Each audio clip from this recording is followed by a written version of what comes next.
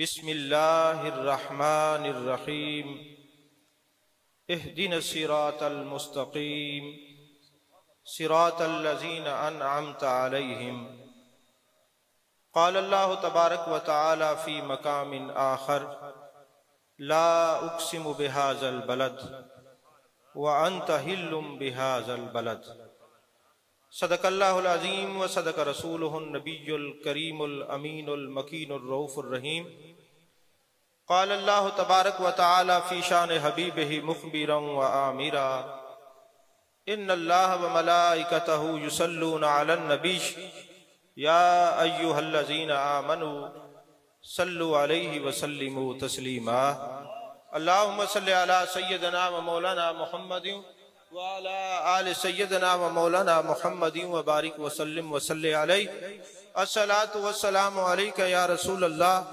وعلى آلک و صحابک یا حبیب اللہ۔ تمام تعریفیں اللہ تبارک و تعالیٰ کے لیے ہیں جو خالق کائنات بھی ہے، مالک ششجہات بھی، جو احد بھی ہے، صمد بھی ہے، جس کی شان لم یلد بھی ہے ولم یولد بھی۔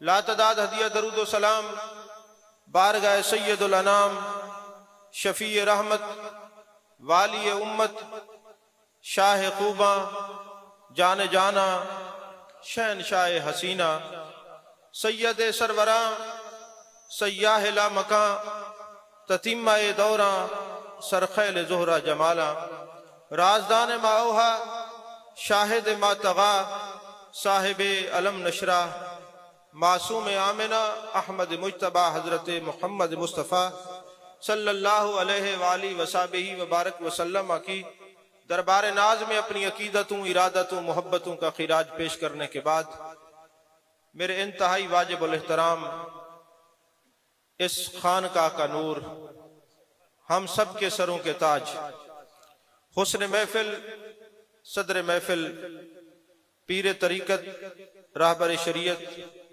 جناب صاحبزادہ پیر فاروق احمد صاحب میروی چشتی نظامی دامت برکاتہم العالیہ، میرے انتہائی واجب الاحترام اہل سنت کی پہچان فخر السادات حضرت پیر سید سعادت علی شاہ صاحب دامت برکاتہم العالیہ، اور سٹیج پر جلوہ گر اس خانوادہ کے تمام صاحبزادگان، اور میرے سامنے حضرت خواجہ احمد میروی رحمت اللہ علیہ کے تشریف فرما تمام مشاق،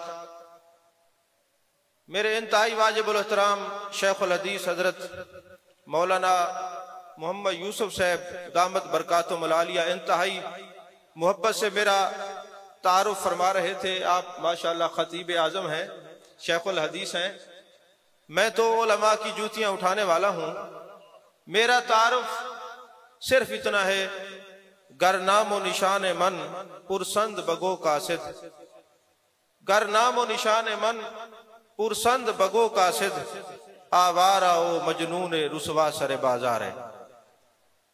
یہ تو تاجدار میرا حضرت خواجہ خواجگان حضرت خواجہ احمد میروی رحمت اللہ علیہ کا ایک خصوصی کرم ہے میری ذات پر کہ اگر میں ایک عام جملہ بھی کہہ دوں تو وہ خاص لگتا ہے۔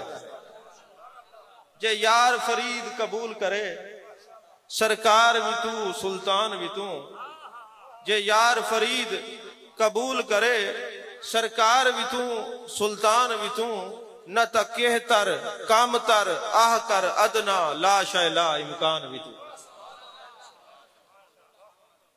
یہ انہی کا فیضان ہے، انہی کا کرم ہے، اور یقین فرمائیں وہ شخص انتہائی بد قسمت ہوگا جو یہاں پہ خطیب بن کے آئے گا۔ ہم تو یہاں حصول فیض کی نیت سے آتے ہیں، خدا کی قسم، اور وہ فیوز و برکات سے نوازتے ہیں اور اتنا کرم فرماتے ہیں، اور کرم جو ہے وہ لفظوں میں بیان نہیں کیا جاتا، اس کو محسوس ہی کیا جا سکتا ہے۔ تو عزیزان محترم، وقت چونکہ مختصر ہے، آپ کے سامنے جو آیات بینات میں نے پڑھی ہیں اس پر مختصر گفتگو کروں گا، آپ کا وقت ضائع نہیں ہوگا، آپ توجہ سے مجھے دیکھیں گے، میری طرف دیکھیں گے، چونکہ میں مدرس ہوں اور میرے سامنے الحمدللہ کافی طلباء بیٹھے ہوئے ہیں، وہ جانتے ہیں کہ مدرس کب اپنی بات کو بھولتا ہے، جب کوئی ادھر ادھر کوئی توجہ کی جائے۔ میں عالم تو ہوں نہیں، خطیب نہیں ہوں کہ میں کہوں دونوں ہاتھ اوپر کر کے کہو سبحان اللہ، اور یہ مجمع کو نچانا میرا کام نہیں، وہ قوالی کافی ہے، میں تو محبت کی بات کرنے والا ہوں۔ عزیزان محترم، اہدنا الصراط المستقیم صراط الذین انعمت علیہم، اے اللہ ہمیں صراط مستقیم پر چلا، سیدھے راستے پر چلا، ان لوگوں کے راستے پہ چلا جن پر تیرا انعام ہوا۔ اب کون نہیں جانتا، سنی ہو، صحیح العقیدہ ہو، اور وہ یہ نہ جانے کہ وہ انعام یافتہ لوگ کون ہیں؟ سبھی جانتے ہیں کہ نبیین ہیں، صدیقین ہیں، شہداء ہیں اور صالحین ہیں، اور یہ کیسا مزاج بنا دیا گیا ہے کہ نماز میں تو ہم دعا کریں اے اللہ ہمیں ان کے راستے پر چلا، اور باہر جا کے کہیں ہمیں ان سے کوئی تعلق نہیں۔ تو پتہ چلا ہم تو نماز میں بھی اپنے آپ سے وفادار نہیں، تو خدا سے کیسے وفادار ہو سکتے ہیں؟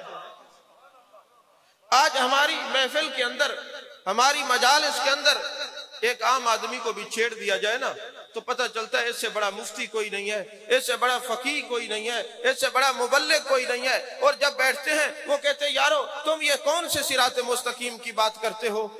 یہاں ایک سوچنے کی بات ہے کہ جو بندہ غیر مسلم ہے کیا وہ صراط مستقیم پر ہے؟ بھئی یہودی صراط مستقیم پر ہے معاذ اللہ، عیسائی، یہ جتنے غیر مسلم ہیں صراط مستقیم پر ہیں؟ نہیں ہے۔ لیکن جب وہ مسلمان ہو جاتے ہیں، جیسے ہی مسلمان ہوتے ہیں، کلمہ پڑھنے کے بعد اب اس سے اگلا جو فرض ان پہ لاگو ہوتا ہے وہ ہے کہ نماز پڑھیں، اور نماز میں وہ پڑھتے اے اللہ ہمیں صراط مستقیم پر چلا۔ آخر وہ کون سا صراط مستقیم ہے؟ کس چیز کو صراط مستقیم کہا جاتا ہے؟ وہ صراط مستقیم ہے کیا کہ بندہ آخری زندگی کی نماز آ جاتی ہے وہ مانگتا ہی رہتا ہے اے اللہ مجھے صراط مستقیم پہ چلا، اے اللہ مجھے صراط مستقیم پر چلا۔ آخر وہ صراط مستقیم ہے کیا؟ آپ تفسیر ابن کثیر اٹھائیں، تفسیر ابن جریر اٹھائیں، اور بھی متعدد تفاسیر ہیں، سب کو اٹھائیں، سب میں لکھا ہوا ہے کہ صراط مستقیم ہوا محمد صلی اللہ علیہ وسلم۔ وہ صراط مستقیم میرے مصطفیٰ کریم صلی اللہ علیہ وآلہ وسلم ہے۔ اور اسی آیت کی تشریح میں آپ حضرت خواجہ معین الدین چشتی اجمیری رحمت اللہ علیہ کے ملفوظات اٹھائیں تو آپ کو پتہ چلے گا۔ وہ فرماتے ہیں کہ جب کوئی زیادہ محبوب علیہ السلام کی معرفت کو حاصل کر گیا، جب میرے آقا علیہ السلام کا نام کسی کے سامنے آیا تو جس کو زیادہ معرفت نصیب ہوئی ہے اس کے درجے اسی طرح بلند ہوتے گئے۔ آپ فرماتے ہیں جب اللہ نے فرمایا الستو بربکم قالوا بلا، سب نے کہا، جن روحوں نے سب سے پہلے کہا ان کو معرفت مقام مصطفیٰ سمجھا دیا گیا تھا، جن کو زیادہ سمجھ آئی ان کو نبیین بنا دیا گیا، اس کے بعد درجہ صدیقین کا رکھ دیا گیا، اس کے بعد شہداء اور صالحین کا درجہ رکھ دیا گیا، رازین، کاملین اور واصلین، عاشقین، یہ انہی درجات پر فیض تھے۔ جس کو جتنی معرفت مقام مصطفیٰ نصیب ہوتا گیا اسی طرح ان کا انعام یافتہ لوگوں میں نام بھی ہوتا گیا۔ عزیزان محترم، آج ہمارے سادہ لوگ جب بیٹھ جاتے ہیں نا ہوٹلوں پہ یا دائیں بائیں، وہ کہتے ہیں یار جہاں سے مرضی آئے آپ قرآن پڑھائیں، قرآن پڑھانے والے تو سارے برابر ہیں، قرآن پڑھنے والے بھی تو برابر ہیں۔ میں کسی کا ایسی جماعت کا پاک سٹیج پر نام لینا پسند نہیں کرتا، میں نام نہیں لیتا، خود ہی سمجھ، نام نہیں لینے کی ضرورت نہیں ہے، آپ سارے سمجھدار ہیں۔ بھئی ادھر قرآن پڑھا لو، ادھر پڑھا لو، کسی مکاتب فکر میں قرآن پڑھا لو، حافظ بنا لو۔ کہتے جی آپ کو بیربل شریف جانے کی کیا ضرورت ہے، ادھر بھی تو مدرسہ ہے۔ آپ کو بحیرہ شریف جانے کی کیا ضرورت ہے، ادھر بھی تو مدرسہ ہے، ان سے پڑھوا لو، ادھر مرکز میں لے جاؤ، تو سارے قرآن ہی پڑھاتے ہیں۔ یقین فرمائیں آپ زیادتی کرتے ہیں جو بندہ یہ کہتا ہے کہ قرآن پڑھانے والے برابر ہیں۔ خدا کی قسم قرآن یزید بھی پڑھتا تھا، قرآن میرے حسین نے بھی پڑھا ہے۔ قرآن پڑھنے والے برابر نہیں ہو سکتے، یہ ظلم نہ کیا کریں۔ اور پھر اللہ فرماتا ہے یضل بہ کثیرا ویہدی بہ کثیرا، بعض لوگ قرآن پڑھ کے ہدایت پاتے ہیں اور بعض لوگ قرآن پڑھ کے گمراہ ہوتے ہیں۔ آپ کہیں گے ڈاکٹر صاحب چلیں آپ نے یہ اچھا کیا، یہ بتا دیا کہ قرآن پڑھنے والے سارے برابر نہیں ہیں، بعض پڑھ کے ہدایت لیتے ہیں، بعض پڑھ کے گمراہ ہوتے ہیں، لیکن ہمیں کیسے پتا چلے گا؟ ہم اپنے بچوں کو قرآن کیسے پڑھائیں؟ ہمیں کیسے پتا چلے گا یہ جو جماعت ہے اس نے قرآن پڑھ کے ہدایت حاصل کی ہے یا قرآن پڑھ کے گمراہ ہوئے ہیں؟ توجہ ہے آپ کی؟ آپ بولتے رہیں، کوئی بات نہیں، میں ناراض نہیں ہوتا، بولتے رہیں، پتہ چلے آپ سن رہے۔ تو ہمیں کیسے پتہ چلے گا انہوں نے جو قرآن پڑھا ہے یا پڑھاتے ہیں ان کو قرآن سے ہدایت ملی ہے یا گمراہ ہوئے ہیں؟ علماء بیٹھے ہیں، صراط مستقیم تو انعام یافتہ لوگوں کا رستہ ہے۔ یاسین والقرآن الحکیم انک لمن المرسلین علی صراط مستقیم، محبوب کا راستہ بھی صراط مستقیم ہے، یہ انعام یافتہ لوگوں کا راستہ بھی صراط مستقیم ہے۔ اگر آپ تھوڑی سی توجہ کریں نا تو آپ کو قرآن سے ایک ہی جواب ملے گا کہ جو قرآن پڑھ کر نبیین، صدیقین، شہداء اور صالحین کے پیچھے چلیں ان کو قرآن نے ہدایت دی ہے، اور جو قرآن پڑھ کے نبیین اور اولیاء کے پیچھے پڑھیں یہ گمراہ ہوئے ہیں۔ سیدھا سا جواب تو قرآن نے بتا دیا ہے نا۔ شاید آپ نے یہ توجہ نہیں کی ہے اس بات کی۔ جو قرآن پڑھ کر نبیوں اور ولیوں کے پیچھے چلیں انہوں نے قرآن پڑھ کے ہدایت وصول کی ہے، اور جو قرآن پڑھ کر نبیوں اور ولیوں کے پیچھے پڑھیں وہ گمراہ ہوئے ہیں۔ ارے جو قرآن پڑھ کے نبیوں اور ولیوں کا نام سن کر خوش ہو جائیں وہ ہدایت والے ہیں، اور جو نام سن کے جل جائیں یہ گمراہی والے ہیں، اور جو ان کا نام سن کے مچل جائیں یہ ہدایت والے ہیں، یہ ہدایت والے ہیں۔ جیسے حضرت علامہ مولانا محمد یوسف صاحب دامت برکاتہم العالیہ فرما رہے تھے کہ مرید کے لیے جو پیر کی زبان ہے نا وہ ایک درجہ رکھتی ہے۔ ایک بات یاد رکھنا، مرید کی اصل اس کے پیر کی ذات ہے، مرید کی اصل اس کے پیر کی ذات ہے، اور کائنات کی اصل میرے محبوب کی ذات ہے۔ مرید کی اصل اس کے پیر کی ذات ہے، اور کائنات کی اصل میرے محبوب کی ذات ہے۔ اب ذات سے کتنا تعلق ہوتا ہے گہرا، یہ میں ایک اشارہ دینے لگا ہوں، امید ہے کہ میں سمجھا سکوں گا آپ کو بات۔ یہ جو انسان کی باڈی کے اندر بلڈ ہوتا ہے، خون ہوتا ہے نا، اس خون کی اصل وہ جسم ہے جس کی باڈی کے اندر، وہ باڈی ہے جس کے اندر خون گردش کر رہا ہے۔ باڈی کے اندر جو خون گردش کر رہا ہے یہ خون کے لیے اصل وہ باڈی ہے، خون کے لیے اصل وہ جسم ہے۔ اچھا، جب تک یہ خون آپ کی باڈی کے اندر کھڑا ہے، آپ نماز پڑھتے نماز ہو جاتی ہے کہ نہیں ہوتی؟ آپ طواف کرتے طواف ہو جاتا ہے کہ نہیں ہوتا؟ آپ حج پہ جاتے، مینا، عرفات، مزدلفہ، جہاں بھی جاتے ہیں یہ بلڈ اندر ہے، سارے کام سارے مناسک ادا ہو رہے ہیں، ایسا ہوتا ہے کہ نہیں ہوتا؟ اچھا، کبھی ایسا ہو کوئی قطرہ خون کا آپ کے جسم سے نکلے، اور جب وہ باہر نکلے گا تو آپ کا جسم پاک ہوگا کہ ناپاک ہو جائے گا؟ اچھا، اگر وہی خون کا قطرہ کپڑے پہ لگ جائے تو کپڑا پاک ہوگا یا ناپاک ہو جائے گا؟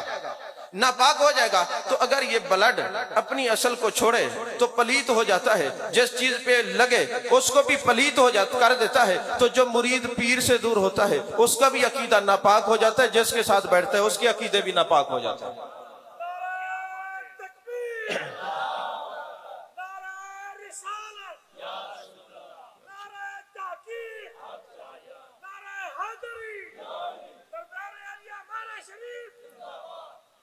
سمجھ میں آ رہی ہے بات؟ اچھا، یہ تو ایک مرشد کی بات ہے۔ ویسے اللہ فرماتے ہیں وَمَن يُضْلِلْ فَلَن تَجِدَ لَهُ وَلِيًّا مُرْشِدًا، میں جب کسی کو گمراہ کرتا ہوں نہ کسی ولی کے نزدیک جانے دیتا ہوں نہ مرشد کے، وہ کہتے ہیں ہم جاتے نہیں۔ میں نے کہا وہ جانے ہی نہیں دیتا۔ تم کہتے ہو، جو کہتے ہو ان سے کہہ رہا ہوں کہ ہم جاتے نہیں، اللہ فرماتے ہیں میں جانے نہیں دیتا۔ تو یارو، جو عام مرید اپنے شیخ، جو شیخ کے اندر شرائط ہیں، الحمدللہ ہم تو سب شرائط والے پیر کو مانتے ہیں نا، ہمارے لیے تو وہ من گھڑت عقیدہ پیش کرنے والے لوگ نہیں ہیں نا، ہمارے لیے تو جو شرائط بزرگوں نے مقرر کی ہے، جو قرآن و حدیث نے مقرر کی ہے وہ موجود ہے نا۔ تو اگر مرید اپنے پیر سے دور ہو جائے اس کا عقیدہ ناپاک ہو جاتا ہے. جیسے حضرت غوث ثقلین غوث سمدانی قطب ربانی شیخ عبد القادر جیلانی رضی اللہ تعالیٰ عنہ کا یہ قول مبارک ہے کہ جو بکری اپنے ریوڑ سے بچھڑ جاتی ہے اس کو بھیڑیا کھا جاتا ہے، جو مرید اپنے پیر سے دور ہو جاتا ہے اس کو شیطان کھا جاتا ہے. آپ قرآن پڑھتے ہیں نا، یا ایھا الذین آمنوا اتقوا اللہ وکونوا مع الصادقین. اگر آپ مائیت کو دیکھیں تو خالطوہم لتکونوا مثلہم، یعنی مائیت کا معنی ہے کہ اتنا قریب ہو اپنے پیر کے، اتنا قریب ہو اپنے پیر کے، اتنا قریب ہو پیر کے کہ قرب کی وجہ سے پیر اور مرید کی شکل ایک جیسی ہو جائے. تو جو قرب کی وجہ سے نا، میں اکثر وہ شعر پڑھتا ہوں نا، بدلتی ہزاروں کی تقدیر دیکھی، تو میں کہتا ہوں آپ آئیں چشتیہ کے پاس، آپ آئیں قادریہ کے پاس، آپ آئیں نقش بندیہ کے پاس، آپ آئیں سوروردیہ کے پاس. جو مرید اپنے پیر کے ساتھ رہتا ہے تقدیر تو بدلتی ہے. ہم نے تو تصویر بھی بدلتے دیکھی ہے، ہم نے تو تصویر بھی بدلتے دیکھی ہے. تو دوستو، جو اپنے شیخ سے مرید دور ہو جاتا ہے وہ ناپاک ہو جاتا ہے، اور جو امام الانبیاء سے دور ہو جائے وہ کیسے پاک رہ سکتا ہے؟ یہی وجہ ہے جو محبوب علیہ السلام کے در سے دور ہوئے ہیں اور ان کے عقیدے بھی ناپاک ہو گئے ہیں، وہ جن کے ساتھ بیٹھتے ہیں وہ بھی ناپاک ہو جاتے ہیں. تو اپنے آپ کو پاک کرنے کے لیے پاکوں کی سنگت اور صحبت اور مائیت میں جانا ضروری ہے، شرط ہے. چونکہ کائنات کی ہر چیز کی اصل محبوب علیہ السلام ہے. تو میں نے آپ کے سامنے دوسری جو 2 آیات پڑھی ہیں ان کی طرف جانے لگا ہوں. ایک ایک بات میں آپ کو اہل سنت کا عقیدہ واضح نظر آئے گا. زیادہ گفتگو نہیں ہوگی، تھوڑی ہوگی، مگر انشاءاللہ آپ یاد رکھیں گے تو کوئی بد مذہب آپ کے عقیدے کو خراب نہیں کر سکتا. تو چونکہ کائنات کی ہر چیز کی اصل محبوب علیہ السلام ہے، ہمارے کچھ لوگ جاتے ہیں وہ بیت اللہ شریف کو چمٹے رہتے ہیں اور مدینے نہیں جانتے. اور اگر مدینے نہیں جاتے تو کیوں نہیں جاتے؟ بات یہ اللہ فرماتے قل ان کنتم تحبون اللہ فاتبعونی یحببکم اللہ. محبوب اگر یہ دعویٰ کرتے ہیں کہ ہمیں اللہ سے بڑا پیار ہے تو ان سے فرما دے میرے پیچھے پیچھے چلو، پھر اللہ تمہیں محبوب بنا لے گا. تو مدینے تو اللہ کا محبوب گیا، اور اتباع کا معنی پیچھے پیچھے چلنا ہے. جہاں محبوب گئے ہیں پیچھے جانے کا نام اتباع ہے. اتباع مصطفیٰ بھی ہے، اتباع شریعت بھی ہے. اللہ فرماتے محبوب جو آپ کے پیچھے جائے گا وہی میرا محبوب ہوگا، جو محبوب ہوگا وہی مدینے جائے گا نا. تو جو محبوب نہیں ہوگا وہ مدینے کیا کرے گا؟ لیکن اگر بیت اللہ شریف سے پوچھیں کہ بیت اللہ شریف تیری اصل بھی تو حضور صلی اللہ علیہ وسلم ہے، جب کائنات کی اصل حضور ہے. تو تفسیر عزیزی کے اندر یہ حدیث پاک درج ہے. میرے آقا علیہ السلام فرماتے ہیں جب قیامت کا دن ہوگا نا تو اس بیت اللہ شریف کو فرشتے سجائیں گے، دلہن بنائیں گے، مرصع کریں گے، اور سجا کے نا بیت اللہ شریف کو لے جائیں گے جنت میں. تو یہ بیت اللہ شریف پوچھے گا اے فرشتوں مجھے کہاں لے کے جا رہے ہو؟ تو فرشتے کہیں گے اے بیت اللہ ہم تجھے جنت میں لے کے جانے لگے ہیں. اس کا مزاج بھی سنی لگتا ہے، وہ کہے گا نہیں مجھے جنت میں بعد میں لے جانا، پہلے در رسول پہ لے چلو. تفسیر عزیزی کے اندر قبلہ یہ حدیث پاک موجود ہے، دوسری کتابوں کے اندر بھی ہے. میں ایک کتاب کا حوالہ دے رہا ہوں، جب آپ اس کو پڑھیں گے آگے سارے حوالے ملتے جائیں گے. تو اب یہ بیت اللہ شریف کو جب سجا کے دلہن بنا کے فرشتے جنت میں لے جائیں گے تو یہ کہے گا پہلے مجھے جنت میں نہ لے جاؤ. میرے آقا فرماتے ہیں یہ کہے گا مجھے محبوب علیہ السلام کے در دولت پہ لے چلو. اور یہ بیت اللہ یہاں پہ آئے گا جہاں آج عشاق کھڑے ہو کر محبوب علیہ السلام کو سلام بھیجتے ہیں. یہ بیت اللہ آئے گا، محبوب فرماتے ہیں یہ مجھے عرض کرے گا السلام علیکہ یا رسول اللہ. مزاج دیکھیں اصل کی طرف لوٹتا ہے. جب کائنات یہ اصل محبوب ہے تو یہ بیت اللہ بھی وہاں پہ حاضری دینے کے لیے جا رہے مدینہ شریف. اور کون بتا رہے ہیں؟ میرے آقا علیہ السلام خود ارشاد فرما رہے ہیں. میرے مصطفیٰ کریم جانے کائنات صلی اللہ علیہ وسلم خود ارشاد فرما رہے ہیں یہ آئے گا اور کہے گا السلام علیکہ یا رسول اللہ. میں جواب دوں گا وعلیکہ السلام یا بیت اللہ. پھر میں اسے پوچھوں گا اے بیت اللہ یہ بتا میری امت کے ساتھ کیا سلوک کرے گا؟ تو بیت اللہ جواب دے گا حضور جنہوں نے میری زیارت کی ہے، میرے طواف کیے ہیں، میری طرف سے محبت سے دیکھا ہے، میں سب کی شفاعت کروں گا. پھر میں اس سے سوال کروں گا اے بیت اللہ یہ بتا جو اسی تڑپ میں دنیا سے چلے گئے تو اج تک نہیں پہنچ سکے، اس کے بارے میں کیا کہتا ہے؟ تو یہ بیت اللہ میری بارگاہ میں سفارش کرے گا یا رسول اللہ صلی اللہ علیہ وسلم میں انہی کے لیے آپ کی بارگاہ میں ہے جو مجھ تک نہیں پہنچ سکے، آپ تو ان کے شفیع ہیں نا. نعرہ تکبیر، نعرہ رسالت یا رسول اللہ، نعرہ تحقیق، نعرہ حیدری، دربار عالیہ بارہ شریف۔ آپ تو ان کے شفیع ہیں نا، تو اب یہ بیت اللہ شریف بھی یہ بتا رہا ہے مجھے لپٹنے والوں اور مدینے نہ جانے والوں، میں بھی مدینے جانے کا ذوق رکھتا ہوں۔ یہ ذوق صرف اشاق کا نہیں ہے، کائنات کی ہر چیز کی اصل چونکہ محبوب پاک صلی اللہ علیہ وسلم ہے۔ اچھا، بیت اللہ شریف بھی محبوب علیہ السلام کی بارگاہ میں حاضری دے گا۔ اب اللہ نے قرآن میں فرمایا نا، لا اقسم بہذا البلد وانت حل بہذا البلد۔ بس چند منٹ تھوڑی سی گفتگو اور سن لیں، آپ آرام سے بیٹھ کر میری بات کو سن لیں۔ ہم جاتے ہیں نا بیت اللہ شریف کے 7 چکر لگاتے ہیں، آپ نے کبھی یہ غور کیا ہے کہ یہ طواف کے چکر 7 کیوں ہیں؟ یہ 10 بھی ہو سکتے تھے، یہ 11 بھی ہو سکتے تھے، 12 بھی ہو سکتے تھے، مگر 7 کیوں ہیں؟ میرے آقا کریم صلی اللہ علیہ وسلم نے فرمایا جہنم کے دروازے 7 ہیں، اور جو محبت سے 7 چکر لگاتا ہے، ادھر سے چکر ختم، ادھر سے جہنم کے دروازے 7 کے 7 بند ہو جاتے ہیں، ادھر سے جہنم کے 7 کے 7 دروازے بند ہو جاتے ہیں۔ اچھا، ایک اور حدیث پاک ہے، اب میں عبارت نہیں پڑھ رہا، مختصر وقت ہے، سادی بات کر رہا ہوں۔ شیطان اپنی زندگی میں 4 مرتبہ رویا ہے۔ پہلے تب رویا جب وہ شیطان بنا ہے۔ علماء بیٹھے ہیں، مجھے یہ بتائیں، شیطان نے یہی کہا تھا اے اللہ تو میرا معبود ہے، الہ ہے، تجھے سجدہ کروں گا، یہ بات تو غلط نہیں ہے؟ سچی بات ہے، آپ بھی تو کہتے ہیں نا، آپ کہیں تو مومن اور یہ کہے تو شیطان۔ آپ نے کبھی غور کیا ہے کہ اس نے یہ بات اگرچہ سچ کہی ہے مگر یہ ابلیس کیوں بنا ہے؟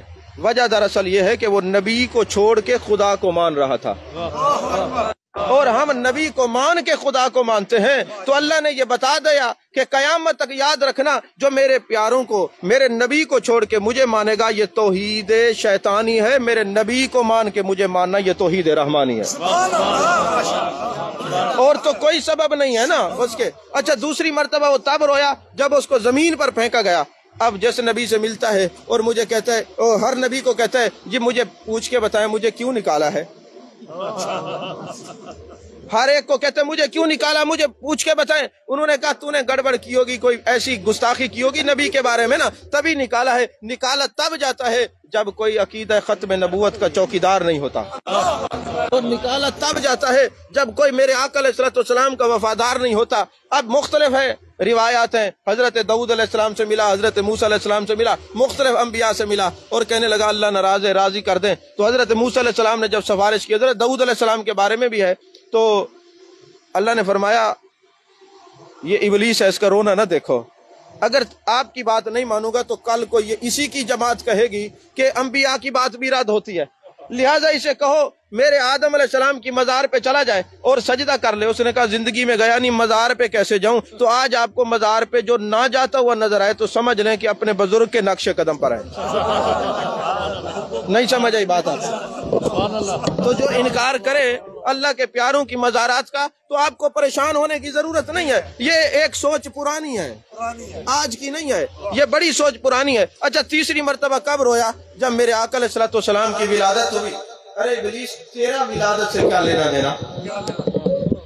یہ تو خوشی اشاق کے لیے ہے، تو کیوں رو رہا ہے؟ تیرا ولادت سے کیا لینا دینا ہے؟ اس نے کہا بات دراصل یہ ہے کہ آدم علیہ السلام نے ان کے نام کا وسیلہ پیش کیا ہے، اللہ راضی ہو گیا۔ میں رو اس لیے رہا ہوں جن کے اسم سے کام چلتا ہے، ان کا جسم کتنا کام دے گا،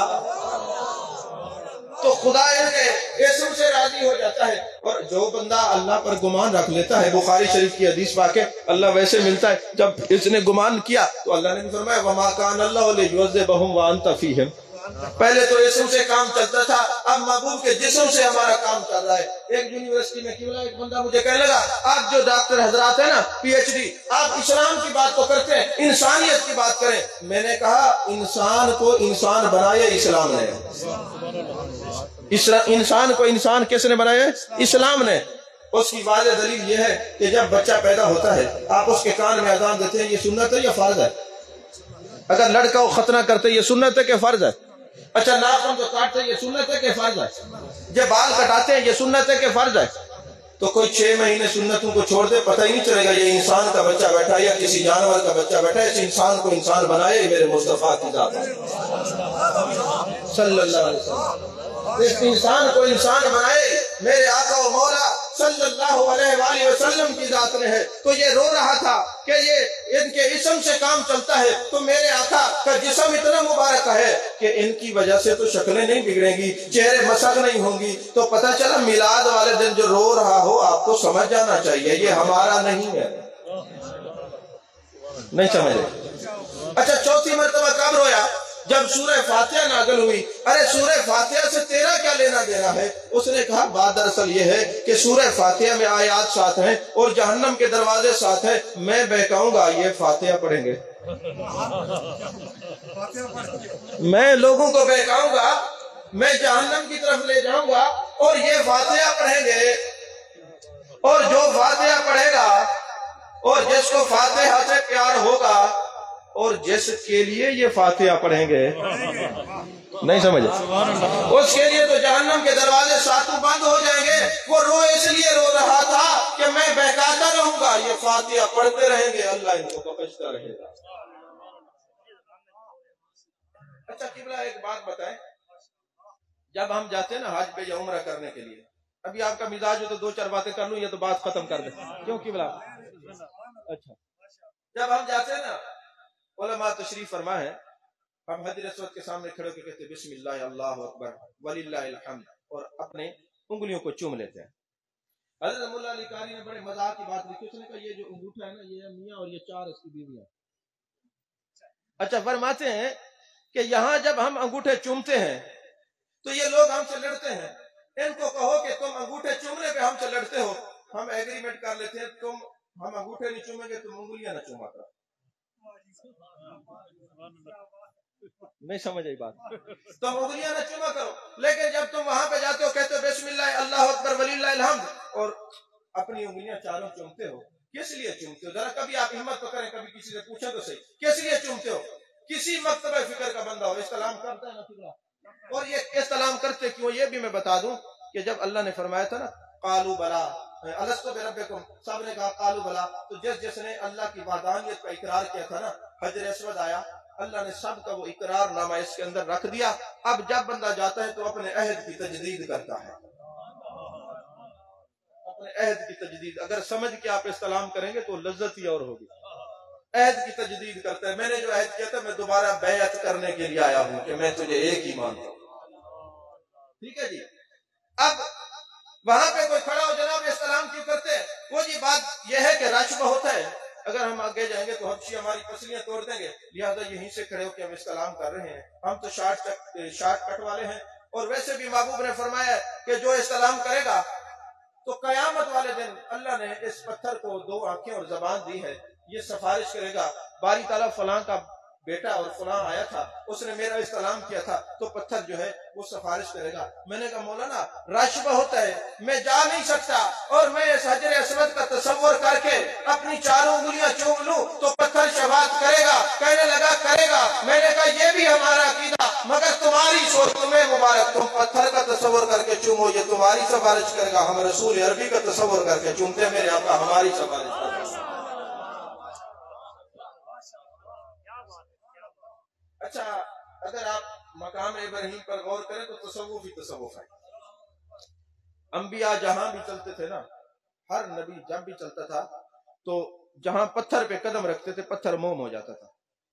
حضرت ابراہیم خلیل کا ہمارا دوست ہوتا ہے جس کو ہم کہتے ہیں یار، اپنی زبان میں یار کہتے ہیں نا، تو یہ اللہ کے یار ہیں حضرت ابراہیم خلیل اللہ۔ تو اس پتھر پہ نشان کیوں بات کی؟ تمام تفاسیر کے اندر یہ بات لکھی ہوئی ہے، انہوں نے محبوب کے میلاد کا ذکر کیا تھا، آمد مصطفیٰ کی دعا مانگی تھی، اللہ نے نشانی کے طور پہ قدموں کو باقی رکھا اور فرمایا وَاتَّخِذُوا مِن مَّقَامِ إِبْرَاهِيمَ مُصَلَّى۔ اب جب بھی نماز پڑھنی ہے مصلی میرے یار کے قدموں کے ساتھ بچھانا ہے۔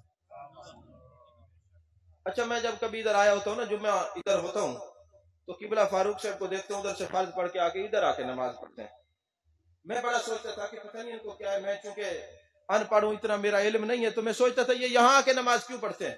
جب میں نے غور کیا تو مجھے پتہ یہ چلا کہ جہاں اللہ کے یار کے قدم ہوں وہاں مصلی بچھایا جائے عبادت قبول ہوتی ہے، اور جہاں کوئی خدا کا یار قدموں سمیت آرام کر رہا ہو، سمجھ نہیں آیا، اگر کوئی خدا کا یار قدموں سمیت آرام کر رہا ہو تو کتنی قبولیت ہوگی۔ اچھا ایک اور بات، کبھی آپ غور کریں نا، میرے آقا کریم صلی اللہ علیہ وسلم کی یہ حدیث پاک ہے کہ زمزم شریف کو اگر کوئی پکڑ کے نا غور سے دیکھتا رہے تو نفاق کی یعنی منافقت کی بیماری دور ہوتی ہے۔ ایسا ہے کہ نہیں؟ نفاق کی بیماری دور ہوتی ہے۔ تو یارو حضرت اسماعیل کی ایڑیوں سے جو پانی مس ہو جائے وہ منافقت کو دور کر دیتا ہے، تو جو میرے نبی کے صحابہ میرے آقا کے ہاتھ میں ہاتھ دے رہے ہیں اور بیعت لے رہے ہیں اور بیعت رضوان ہے، اللہ راضی ہونے کا اعلان بھی کر رہا ہے، تو اگر نبی کے ایڑی سے پانی لگ جائے اس کے اندر یہ تاثیر ہو جاتی ہے، وہ منافقت کو دور کرتا ہے، پھر چہرہ مصطفیٰ کی عظمتوں کا کیا کہنا۔ جن صحابہ نے محبت سے حالت ایمان میں میرے آقا کو دیکھا ہوگا، ان کے ایمان کا عالم کیا ہوگا، ان کے ایمان کا عالم کیا ہوگا۔ اچھا ذرا صفا مروہ کی طرف بھی چال کرتے ہیں۔ صفا مروہ کی طرف جاتے ہیں نا تو اللہ نے فرمایا یہ میری نشانیوں میں سے ایک نشانی ہے۔ اچھا حضرت بی بی ہاجرہ تو ولیہ ہے نا، عورت تو نبی نہیں ہوتی نا، نبی کی بیوی ہے، نبی کی اماں جان ہے، یہ 7 چکر لگا رہی ہے۔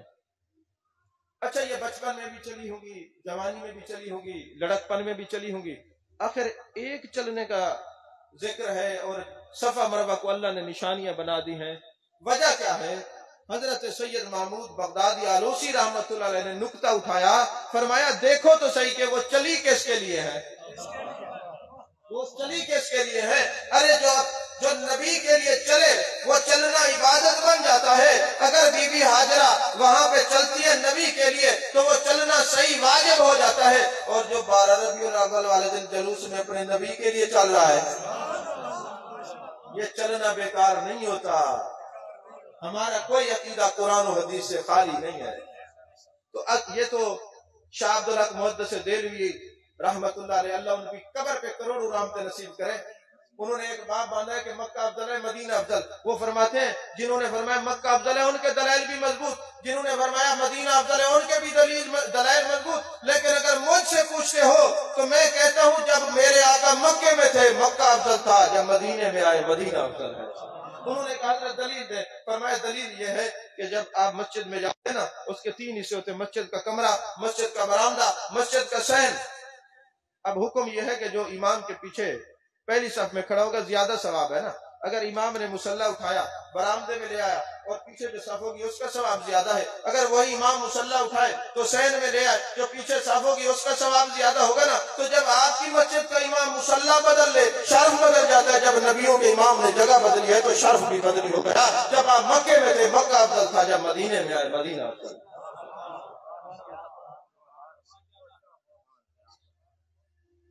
3 چھوٹی باتیں عرض کر کے گفتگو ختم کرو۔ مدینے کی بات کے حوالے سے میرے آقا نے فرمایا ما بین بیتی و منبری روضۃ من ریاض الجنہ، میرے گھر سے لے کر میرے منبر تک کا جو ایریا ہے وہ جنت کے باغوں میں سے باغ ہے۔ اچھا جنت کیوں فرمایا میرے آقا علیہ السلام نے؟ جنت کیوں فرمایا؟ جنت کی تعریف کیا ہے؟ جنت اس مقام کو کہتے ہیں جہاں خدا میزبان ہو اور بندہ مہمان ہو، اور جنت کے اندر موت نہیں ہے۔ مفسرین اور محدثین نے لکھا میرے آقا نے جنت اس لیے فرمایا ہے کہ جس جگہ میں ہوں میں جنت میں ہوں، اور جنت میں موت نہیں ہے۔ جب اپنے نبی کے پاس آیا کرو تو زندہ نبی کے پاس آیا کرو۔ من زارنی بعد وفاتی فکأنما زارنی فی حیاتی او کما قال علیہ السلام۔ جس طرح قرآن میں وَلَوْ أَنَّهُمْ ظَلَمُوا أَنفُسَهُمْ جَاءُوكَ، اگر تم اپنے نفس پر ظلم کر بیٹھو تو میرے محبوب جانے جانا کی بارگاہ میں چلے جاؤ، فاستغفر اللہ، اور اللہ سے مغفرت مانگو۔ اب کوئی چلا جائے وہاں کھڑا ہو جائے اور کہے جناب والا میں یہاں پہنچ گیا ہوں، اے میرے مالک مجھے بخش دے اللہ بخش دے گا۔ فرمایا نہیں، واستغفر اللہ رسول، جب میرا رسول تمہاری شفاعت کرے گا تو رسول تو تب شفاعت کریں گے نا جب آنے والے کو جانتے ہوں گے، لفظوں کو جانتے ہوں گے کہ یہ مجھ سے شفاعت مانگ رہا ہے، تو پتہ چلا اس آیت میں عقیدہ شفاعت بھی ہے اور میرے مصطفیٰ کی حیات بھی ہے۔ اللہ تبارک و تعالیٰ میری معروضات کو قبول فرمائے۔ وقت مختصر ہے، رات کافی بیت چکی ہے۔ جو میں نے کلمات کہیں اگر آپ اس کو یاد رکھیں گے تو میرے لیے دعا کرتے رہیں گے، اور دعا کریں اللہ ہم سب سے راضی ہو جائے، اور اتنے بڑے ولی کامل کی بارگاہ میں بیٹھے ہیں، یہ بھی ہم سے راضی ہو جائے، اور یوں ہی ان کا فیضان ہم پر اسی طرح جاری اور ساری رہے۔ وآخر دعوانا الحمدللہ۔